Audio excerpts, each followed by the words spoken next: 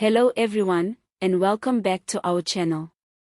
Today's story takes us straight into the heart of South Africa's economic crossroads and the political storm brewing around it. The African National Congress, facing enormous fiscal pressure, was reportedly preparing to raise VAT in the upcoming national budget. But in a dramatic shift, that plan is now expected to be scrapped. Why? Because the political cost is simply too high, and coalition partners aren't having it. Let's unpack the story. Reliable sources close to budget negotiations revealed that the ANC had been considering an increase in VAT, South Africa's value-added tax, which currently stands at 15%. The move was seen as a quick fix to plug massive budget shortfalls and keep essential public services like education, healthcare, and policing running without disruption. Treasury insiders argued that raising VAT was one of the fastest ways to increase revenue in the short term. But when the ANC took that idea to the negotiating table with potential coalition partners in the Government of National Unity, the reaction was fierce and almost universally negative. The Inkatha Freedom Party, the Patriotic Alliance, and even some DA members immediately raised red flags. They weren't wrong. A VAT hike would hit the poor and working class the hardest, the very people already grappling with high food prices, stagnant wages, load shedding, and a spiraling cost of living. In fact, several economists have long warned that a blanket VAT increase is one of the most regressive ways to raise funds, as it affects low-income households far more than the wealthy. Food, basic services, and daily essentials would become even less affordable for millions.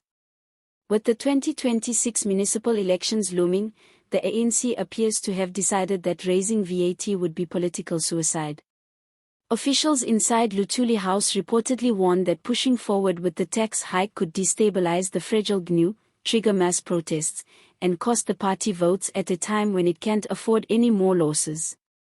Finance Minister Enoch Godongwana is now expected to present a revised budget approach, one that avoids the politically explosive VAT increase and instead focuses on more palatable reforms.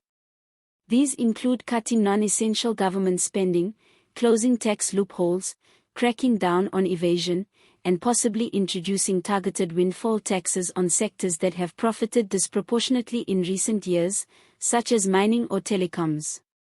This shift signals a major victory for the smaller parties within the GNU who stood their ground against the VAT proposal.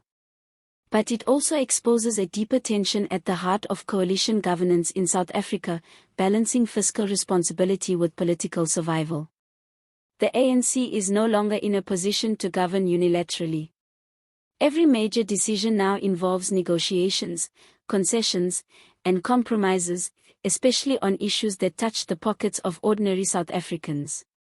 But let's be clear, while the political optics may have been managed for now, the hole in the budget still exists. The country's debt levels are dangerously high. Infrastructure is crumbling. Unemployment is near record levels. And the government needs to find credible alternatives, fast. One senior economist recently said, avoiding a VAT hike may keep the peace, but it won't solve the crisis. Parliament is now preparing for a contentious budget debate. Treasury will need to prove that they can keep the lights on, literally and figuratively, without punishing the most vulnerable.